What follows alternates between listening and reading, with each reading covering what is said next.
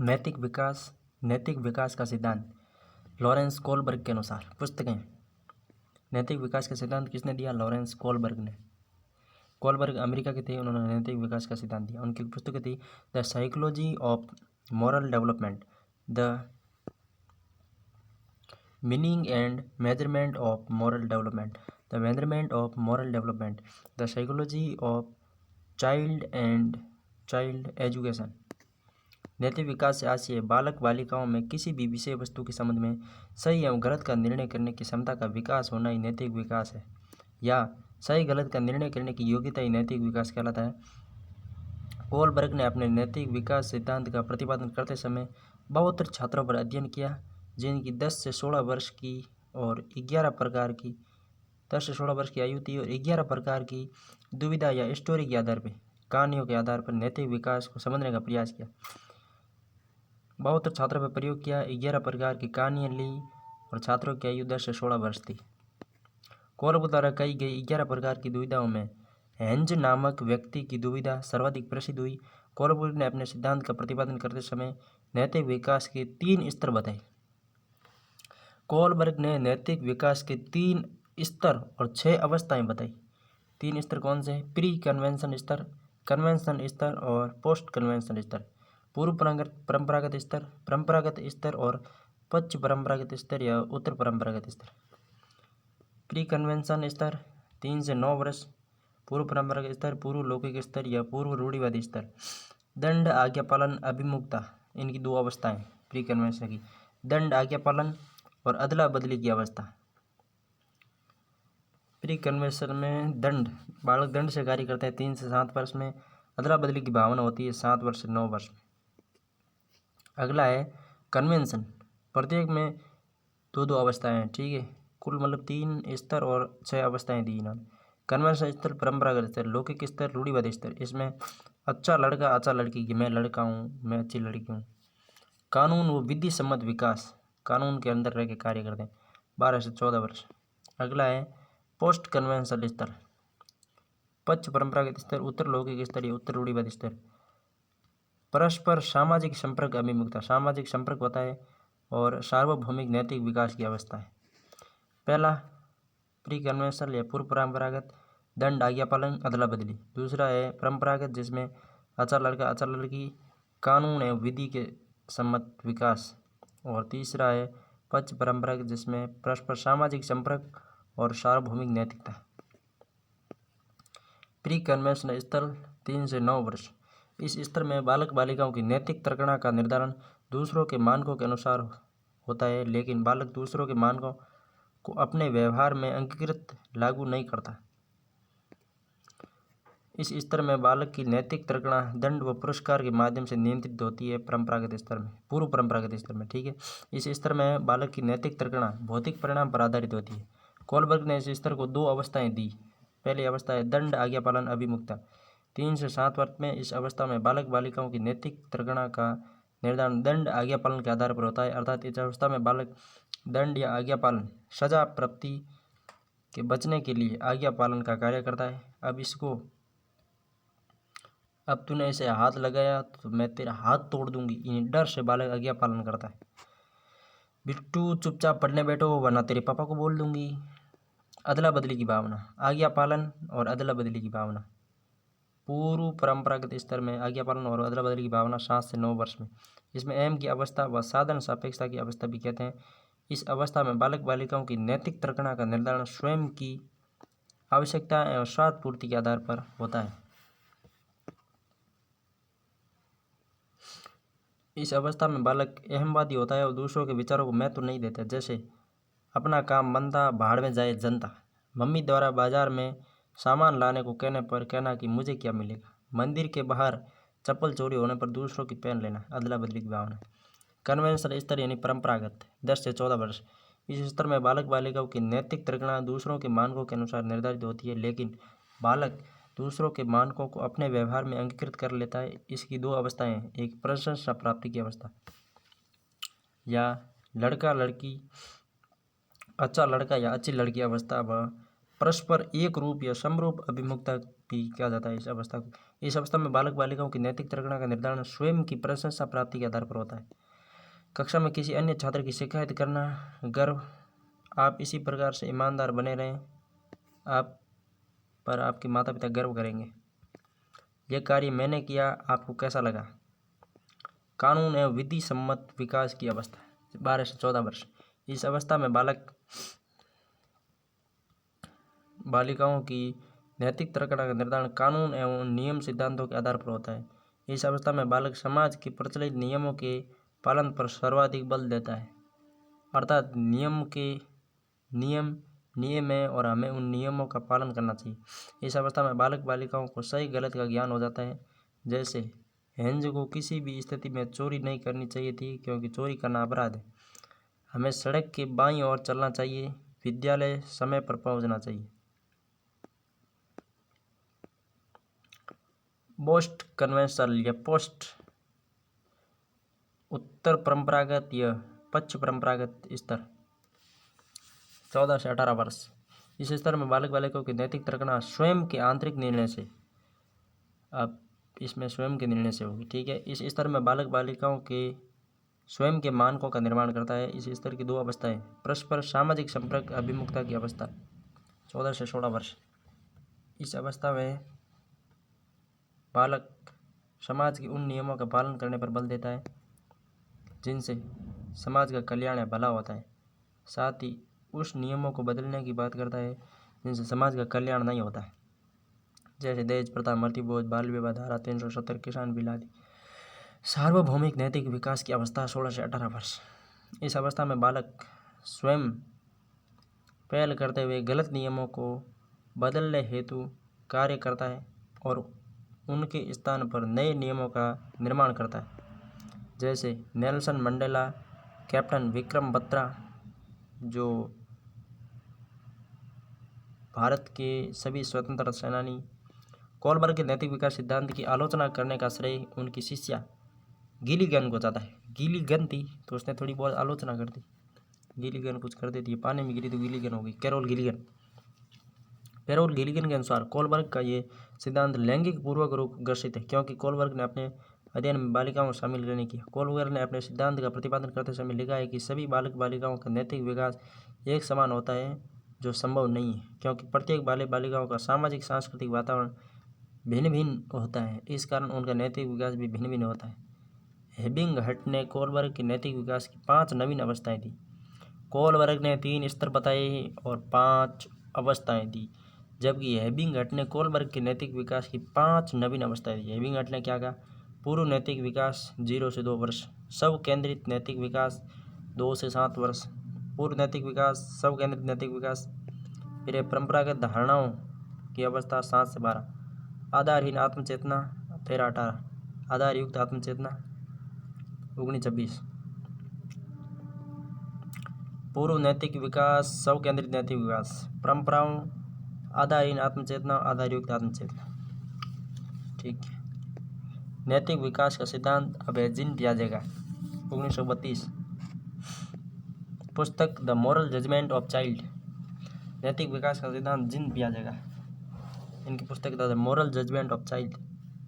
नैतिक विकास से आशय, जब बालक बालिकाओं में किसी विषय वस्तु के संबंध में सभी व गलत का निर्धारण करने की क्षमता का विकास हो जाता है, तो इसे उसका नैतिक विकास कहते हैं। जीन पियाजे ने नैतिक विकास की 2 अवस्थाएं बताई।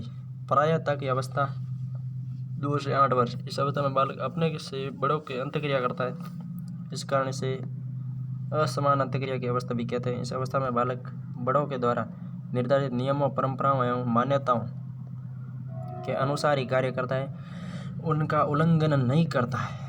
इस अवस्था में बालक ये विचार करता है कि जो नियम पूर्व के बने हुए हैं, उन नियमों का निर्माण स्वयं ईश्वर ने किया है, उनका उल्लंघन करने पर ईश्वर नाराज हो जाएगा। ईश्वर की झूठी कसम नहीं खानी चाहिए, ठीक है। चोरी नहीं करनी चाहिए, ईश्वर सब देखते हैं। मम्मी पापा की झूठी कसम खाने पर उनकी मृत्यु हो जाती है। इस अवस्था में बालक ये विचार करता है कि पूर्व निर्धारित नियमों को कभी बदला नहीं जा सकता, क्योंकि ये अपरिवर्तनशील है और बालक इन्हीं नियमों में रहकर कार्य करता है। इसी कारण इसे दबाव की अवस्था कहते हैं। प्रायत्ता की अवस्था या दबाव की अवस्था। अब है स्वायत्त की अवस्था। 9 वर्ष से ऊपर होता है तो स्वायत्त की अवस्था शुरू हो जाती है। इस अवस्था में बालक अपने समान आयु के बालकों के साथ परस्पर अंतःक्रिया करता है, इस कारण इसे समान अंतःक्रिया की अवस्था भी कहते हैं। इस अवस्था में बालक ये विचार करता है कि पूर्व के जो नियम परंपराएं व मान्यताएं बनी हुई हैं, इन्हें समय परिस्थिति और आवश्यकता के अनुसार बदला जा सकता है, क्योंकि उनका निर्माण इंसानों ने अपनी सुविधा अनुसार किया है। इस अवस्था में बालक ये विचार करता है कि अगर किसी नियम का उल्लंघन हो भी जाए तो भी किसी को क्या फ़र्क पड़ेगा। जैसे अगर मैं एक बार झूठ बोलता हूँ या चोरी करता हूँ तो मुझे कौन देखता है, और रही बात ईश्वर की तो वो तो मंदिर में बैठे हैं उन्हें थोड़ी पता है कि मैंने वहाँ पे चोरी की है। सब जगह ईश्वर कहाँ का ध्यान रखेंगे, ऐसा बच्चा सोचता है। इस अवस्था में बालक स्वयं के विचारों से लिया गया कार्य करना पसंद करता है। विकास की अवस्थाएं। नैतिक विकास तो हो गया, अब विकास की अवस्था। मनोवैज्ञानिकों ने विकास की कई प्रकार की अवस्थाओं का वर्गीकरण किया। रोश ने विकास की 4 अवस्थाएं बताई। सहस्त्रावस्था, प्रारंभिक बाल्य अवस्था, उत्तर बालिक अवस्था, किशोर अवस्था। रोश ने विकास की 4 अवस्थाएं बताई। 0 से 3, 3 से 6, 6 से 12, 12 से 18। सहस्त्रावस्था, पूर्व बाल्य अवस्था, उत्तर बाल्य अवस्था, प्रारंभिक बाल्य अवस्था, उत्तर बाल्य अवस्था, किशोर अवस्था। 0 से 3, 3 से 6, 6 से 12, 12 से 18। अर्नेस्ट जॉन ने विकास की 3 अवस्था बताई। रोश ने 4, जॉर्ज ने 3। जॉर्ज ने बताई सहस्त्रावस्था, बाल्यावस्था, किशोर अवस्था। सेले महोदय ने विकास की 3 अवस्थाएं बताई। जॉर्ज ने 3, सेले ने 3 और लोक ने 7। लोक लगा कि साथ साथ चलेंगे, यानी लोक ने 7 बताई। कौर सैनिक ने 8। सैनिक तो सबसे अलग ही होता है, यानी सैनिक ने सबसे ज़्यादा अवस्था बताई। विकास की 8 अवस्थाएं।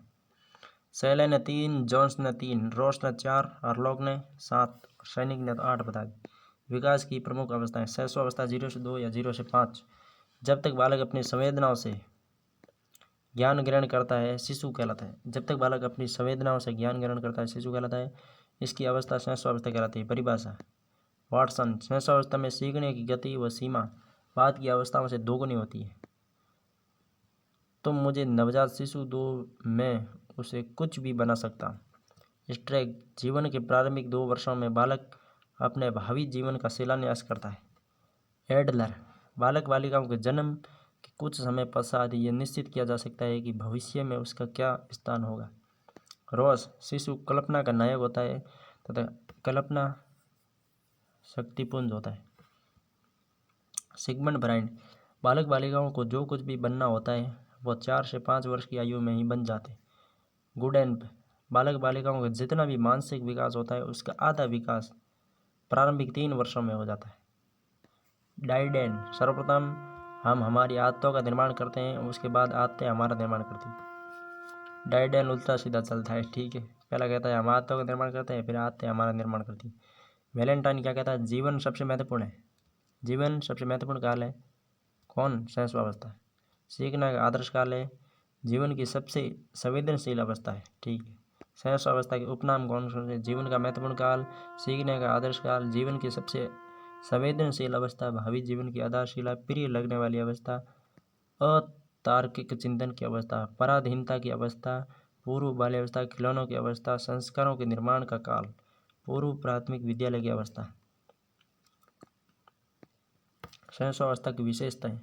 सीखने की तीव्र गति, तीव्र शारीरिक व मानसिक विकास, सामाजिक गुणों का अभाव, नैतिक गुणों का अभाव, दूसरों पर निर्भरता, संवेदनाओं द्वारा सीखना, मूल प्रत्यात्मक व्यवहार, अतार्किक चिंतन, जिज्ञासा प्रवृत्ति का विकास, सीमित मात्रा में कल्पना, भाषाई कौशलों का विकास प्रारंभ, कामुकता। सिगमंड फ्राइड के अनुसार कामुकता पाई जाती है शैशवावस्था में। नार्सिसिज्म।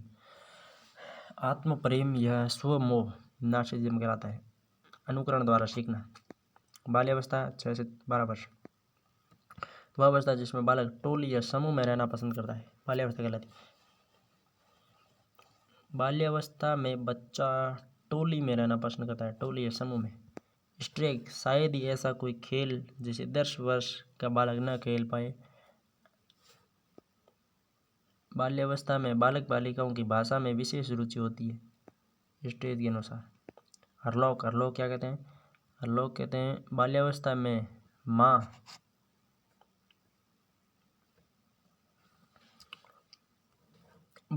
माँ शिक्षक व परिवार विद्यालय बन जाता है। ये अजीब बात कही है लोग ने। सिगमंड फ्राइड बाल्यावस्था जीवन का निर्माणकारी काल होता है। सिगमंड फ्राइड कहते हैं जीवन का निर्माण होता है बाल्यावस्था से। रॉस बाल्यावस्था मिथ्य परिवर्तन की अवस्था है। रॉस कहते हैं मिथ्या है। बाल्यावस्था छद्म या मिथ्या है, रॉस कहते हैं। कार्ल बुर्श के अनुसार, बुर्श कहते हैं स्वयोगात्मक दृष्टि बाल्यावस्था जीवन का सबसे अनोखा काल। सिम्पसन, जोन्स या ब्लेयर, शैक्षिक दृष्टि से बाल्यावस्था से अधिक महत्वपूर्ण और कोई अवस्था नहीं है। ठीक है। किलपैट्रिक बाल्यावस्था प्रतिद्वंदात्मक सामाजिकरण की अवस्था है। बाल्यावस्था के उपनाम जीवन का अनोखा काल, छद्म परिपक्वता की अवस्था, मिथ्य परिपक्वता की अवस्था, मूर्त चिंतन की अवस्था, आदतों का निर्माण काल, जीवन का निर्माणकारी काल, शैक्षणिक दृष्टि से महत्वपूर्ण काल, प्राथमिक विद्यालय की आयु, टोली या समूह की अवस्था, वस्तु संग्रहण की अवस्था, खेल की आयु, अदला बदली की अवस्था, उत्पाती अवस्था, जीवन की सबसे गंदी अवस्था। बाल्यावस्था की विशेषताएं: शारीरिक व मानसिक विकास में स्थिरता, सामाजिक गुणों का विकास, नैतिक गुणों का विकास, मित्रों की संख्या अधिक, बहिर्मुखी व्यक्तित्व, रचनात्मक कार्य, भाषाई कौशलों का विकास, मूर्त चिंतन, वस्तु संरक्षण व संग्रहण की भावना, खेल में सर्वाधिक रुचि, समलैंगिक सद्भावना, सामाजिक संबंधों का ज्ञान, चोरी करना, झूठ बोलना, हीन भावना का शिकार, अदला बदली की भावना, समकक्षियों के साथ सक्रिय भ्रमण, पक्षपात की भावना, निरुद्देशीय भ्रमण, भाई बहनों में झगड़ा, ये तो हो गया। वैचारिक क्रिया का विकास, विकास की अवस्थाएं, जिसमें अब आई है किशोर अवस्था। सबसे पहले शैशवावस्था, फिर बाल्यावस्था, अब किशोर अवस्था 13 से 19 वर्ष। किशोर अवस्था अंग्रेजी के एडोलसेंस शब्द का हिंदी रूपांतरण है, जिसका अर्थ होता है परिपक्वता। एडोलसेंस एंड परिपक्वता। परिपक्वता शब्द का सर्वप्रथम प्रयोग गैसेल ने किया। परिपक्वता शब्द का सर्वप्रथम प्रयोग किसने किया? गैसेल ने। 1904 में स्टेनले हॉल ने एडोलसेंस नामक पुस्तक लिखी। परिपक्वता या एडोलसेंस पुस्तक किसने लिखी? स्टेनले हॉल ने। परिपक्वता शब्द का सर्वप्रथम प्रयोग गैसेल ने। अमेरिकी मनोवैज्ञानिक स्टेनले हॉल ने अमेरिका में child study society, child welfare organism, child study society, child welfare organization नामक संस्थाएं। स्टेनले हॉल ने 1872 में अमेरिका में पेडागोजी सेमिनरी नामक पत्रिका का संचालन किया। स्टेनले हॉल ने अमेरिका में बाल अध्ययन आंदोलन प्रारंभ किया। बाल अध्ययन आंदोलन का प्रारंभ किसने किया? स्टेनले हॉल ने अमेरिका में किया। प्रश्नावली विधि का निर्माण किसने किया? स्टेनले हॉल ने किया। बाल अध्ययन आंदोलन क्वेश्चन आया हुआ है, ठीक है। मतलब इस नोट्स की प्रत्येक लाइन से क्वेश्चन आया हुआ है, मानना पड़ेगा। प्रश्नावली विधि का जनक वुडवर्थ, जबकि प्रश्नोत्तर विधि का जनक सुकरात। किशोरावस्था के सिद्धांत, त्वरित विकास का सिद्धांत। स्टेनले हॉल के अनुसार किशोरावस्था में जो भी परिवर्तन होते हैं वह तत्काल अकस्मात होते हैं। क्रमिक विकास का सिद्धांत, थॉर्नडाइक के अनुसार किशोरावस्था में जो भी परिवर्तन होते हैं वह तत्काल अकस्मात ना होकर क्रमिक रूप से होते हैं, ठीक है। किशोरावस्था की विशेषताएं। किशोरावस्था की प्रमुख विशेषता वैलेंटाइन। किशोरावस्था अपराध प्रवृत्ति के विकास का सबसे नाजुक समय। सच्ची मित्रता व स्थायी शत्रुता किशोरावस्था की प्रमुख विशेषताएं। किलपैट्रिक, किशोरावस्था जीवन का सबसे कठिन काल है। किलपैट्रिक का कठिन काल। कॉलसैनिक, किशोरावस्था में किशोर प्रौढ़ व्यक्ति को अपने मार्ग की बाधा समझता है। सैनिक कहता है कि प्रौढ़ व्यक्ति है ना, वो हमारे जीवन की बाधा है, इसको हटाओ। रॉस या जोन्स, किशोरावस्था शैशवावस्था की पुनरावृत्ति। शैशवावस्था की पुनरावृत्ति कौन है? किशोरावस्था। किशोरावस्था में किशोर समाज के आदर्शों का पोषण करते हैं। स्टेनले हॉल, किशोरावस्था संघर्ष, तनाव और तूफान की अवस्था है। स्किनर, किशोरता में बालक बालिकाओं को निर्णय करने का कोई अनुभव नहीं होता है। किशोर अवस्था में बालक बालिकाओं को निर्णय करने का कोई अनुभव नहीं होता है, स्किनर के अनुसार कह रहा हूँ, ठीक है। किशोरावस्था की उपनाम, जीवन का सबसे कठिन काल, तनाव तूफान का संघर्ष।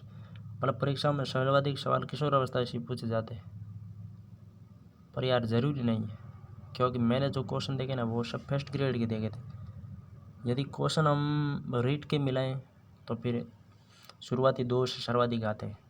ठीक है। जीवन का सबसे कठिन काल, तनाव तूफान, संघर्ष का काल, संक्रमण का काल, समस्या समाधान की आयु, उलझन की अवस्था, अमूर्त चिंतन की अवस्था, तार्किक चिंतन की अवस्था, आधारहीन आत्मचेतना की अवस्था, जीवन का स्वर्ण काल और जीवन की बसंत ऋतु। किशोरावस्था की प्रमुख विशेषताएं: द्रुत शारीरिक व मानसिक विकास, चहुमुखी विकास, पीढ़ियों में अंतर के कारण विचारों में अंतर,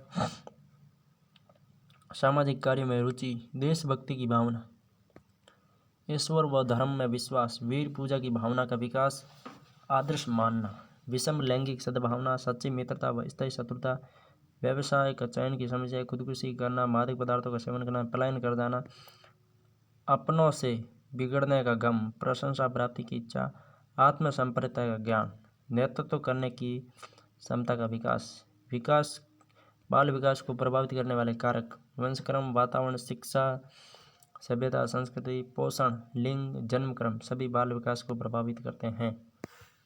बाल विकास हो गया समाप्त। अगला है अधिगम। किसी स्थिति के प्रति की जाने वाली सक्रिय अनुक्रिया अधिगम कहलाती है। किसी स्थिति के प्रति की जाने वाली सक्रिय अनुक्रिया ही अधिगम कहलाती है। अनुक्रिया 2 प्रकार की होती है, एक तो जन्मजात होती है, एक अर्जित होती है। जन्मजात अनुक्रिया को अधिगम नहीं कहा जा सकता, केवल अर्जित अनुक्रिया को ही अधिगम कहते हैं। जैसे बंदर द्वारा हाथ से केले छीनकर मांग भाग जाना उसकी जन्मजात प्रवृत्ति। बंदर द्वारा हाथ से केले छीनकर भाग जाना उसकी जन्मजात प्रवृत्ति है। किसी बालक द्वारा पढ़ना, लिखना, साइकिल चलाना अर्जित अनुक्रिया है, जिसमें अभ्यास, प्रशिक्षण व अनुभव शामिल है।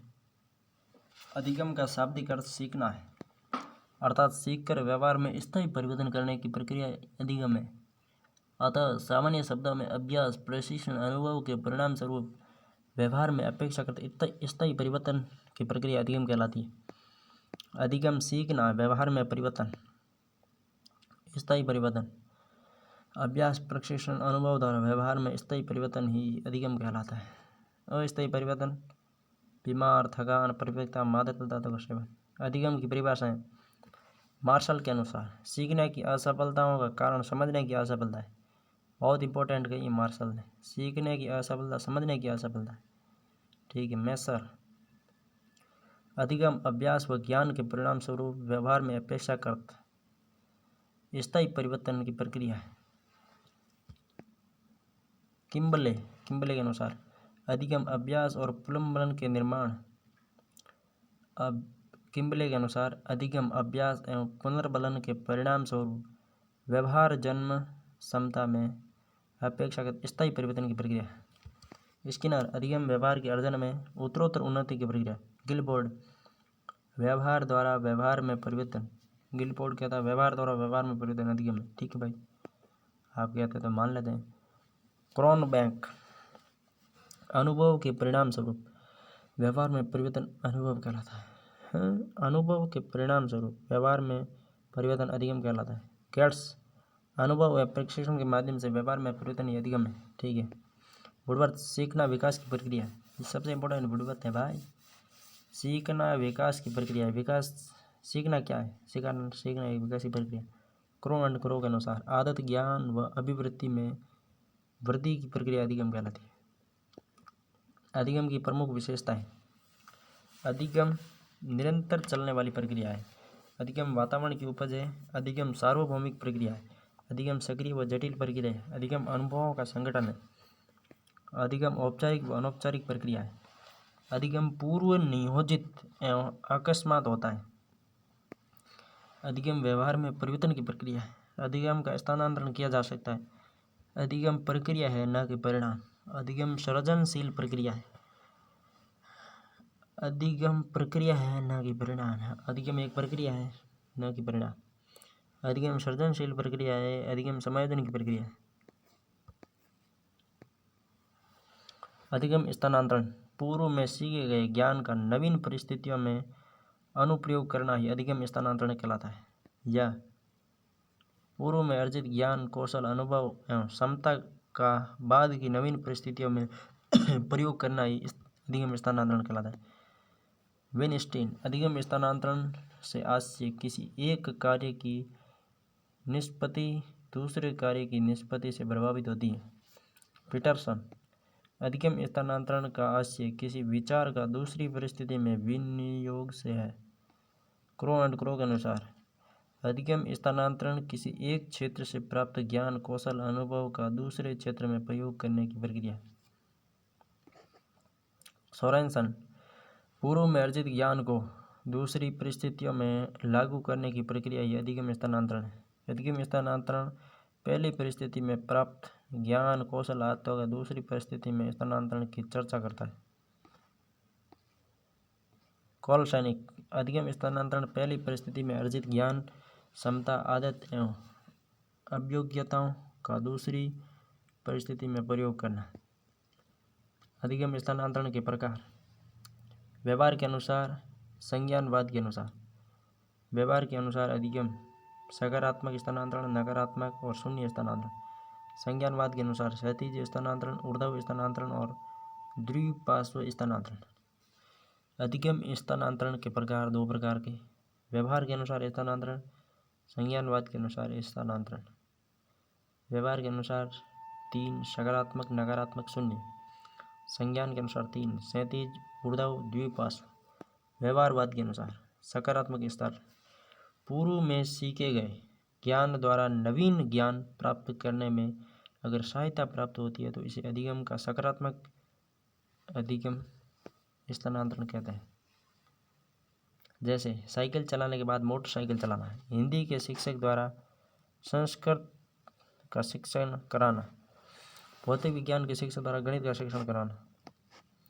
नकारात्मक अधिगम स्थानांतरण, पूर्व में सीखे गए ज्ञान द्वारा नवीन ज्ञान प्राप्त करने में अगर बाधा उत्पन्न होती है तो उसे नकारात्मक स्थानांतरण कहते हैं। जैसे हिंदी माध्यम के विद्यार्थियों को अंग्रेजी माध्यम में प्रवेश दिला, अमेरिका में कार चलाना सीखने के बाद भारत में कार चलाना। नकारात्मक स्थानांतरण को 2 प्रकार हैं। पूर्वलक्षी नकारात्मक स्थानांतरण, किसी नवीन विषय वस्तु को सीखने के उपरांत पहले सीखी गई विषय वस्तु पर बुरा प्रभाव पड़ता है तो उसे पूर्वलक्षी नकारात्मक स्थानांतरण कहते हैं। जैसे किसी नवीन कविता को याद करने के कारण पूर्व सीखी कविता को भूल जाना, उम्र बढ़ने के साथ साथ नवीन अनुभव प्राप्त होने पर बचपन की बातों को भूल जाना। प्रतिलक्षी नकारात्मक, किसी नवीन विषय वस्तु को सीखने के दौरान पूर्व की सीखी गई विषय वस्तु अगर अपना बुरा प्रभाव डालती है तो उसे प्रतिलक्षी नकारात्मक स्थानांतरण कहते हैं। जैसे नवीनकर्ता याद, मतलब ये रिपीट हो गया है क्या, नवीन कविता याद करते समय पूर्व की कविता पंक्तियाँ बीच में आना। अच्छा ठीक है। हिंदी बोलते समय बीच बीच में मारवाड़ी के शब्दों का आना। शून्य अधिगम स्थानांतरण, शून्य अधिगम स्थानांतरण, पूर्व में सीखे गए ज्ञान के माध्यम से नवीन ज्ञान प्राप्त करने में अगर कोई प्रभाव नहीं पड़ता है तो उसे अधिगम का शून्य स्थानांतरण कहते हैं। क्रिकेट के किसी बल्लेबाज द्वारा अभ्यास के माध्यम से गेंदबाजी सीखना। राष्ट्रगान याद करने के बाद प्रतिज्ञा याद करना। संज्ञानवाद के अनुसार अधिगम स्थानांतरण, क्षैतिज स्थानांतरण, किसी एक परिस्थिति में अर्जित ज्ञान का प्रयोग उसी के समान किसी दूसरी परिस्थिति में करना ही क्षैतिज स्थानांतरण कहलाता है। किसी एक परिस्थिति में अर्जित ज्ञान का प्रयोग उसी के समान किसी दूसरी परिस्थिति में करना ही क्षैतिज स्थानांतरण कहलाता है। गिनती सीखने के बाद जोड़, भाग, गुणा, भाग आदि सीखना। वर्ण सीखने के बाद व्याकरण सीखना।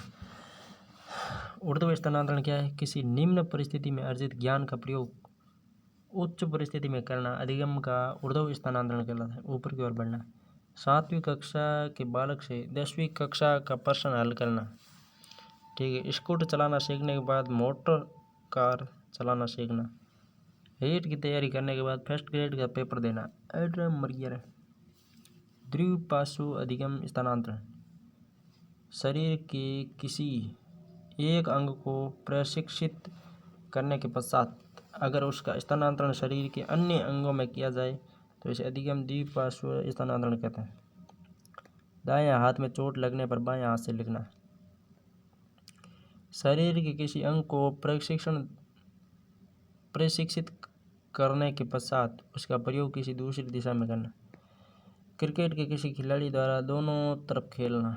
ठीक है भाई, अच्छी बात है। द्विपार्श्व।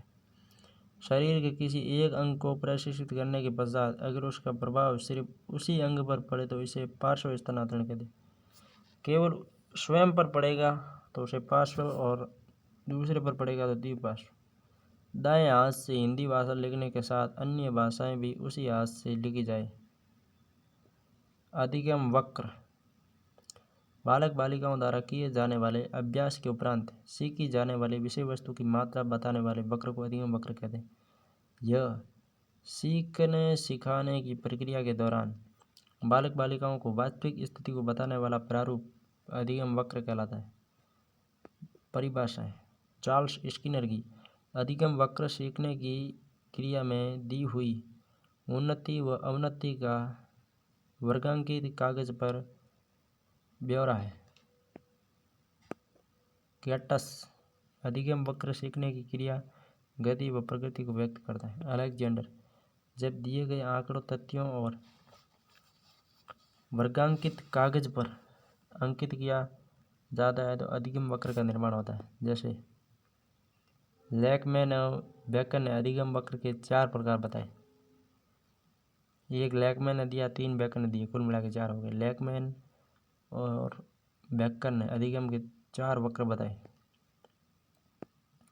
सरल रेखीय वक्र, ये लैकमैन ने दिया। ठीक है, सरल रेखीय वक्र या त्वरण रेखीय वक्र लैकमैन का।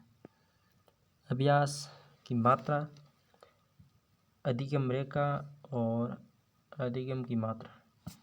प्रतिभाशाली बालक का अधिगम वक्र ऐसा बनेगा। ठीक है, प्रारंभिक दशा में किए गए अभ्यास की मात्रा और वृद्धि करने पर अधिगम की मात्रा पर भी वृद्धि होने लगती है, अतः इससे अधिगम एक सरल रेखा के रूप में प्राप्त होता है। इस कारण इससे बनने वाला वक्र सरल रेखीय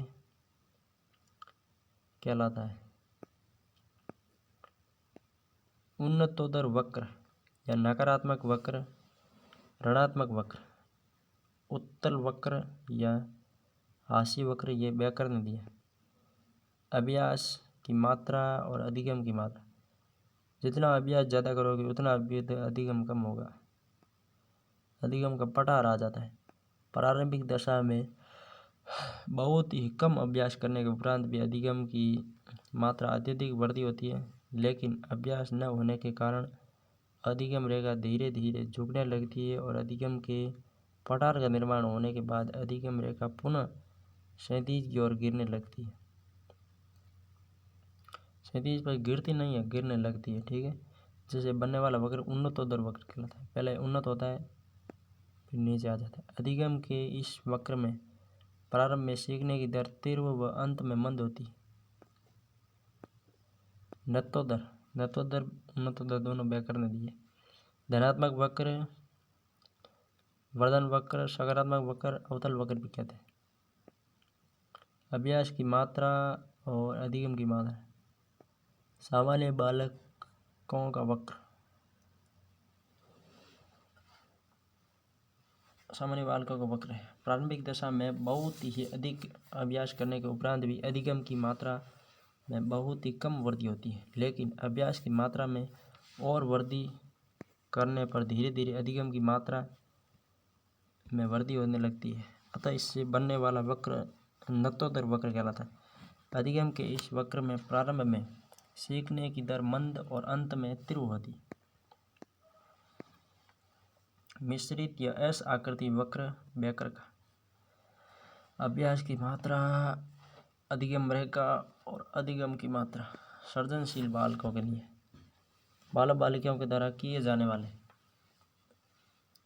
अभ्यास की मात्रा में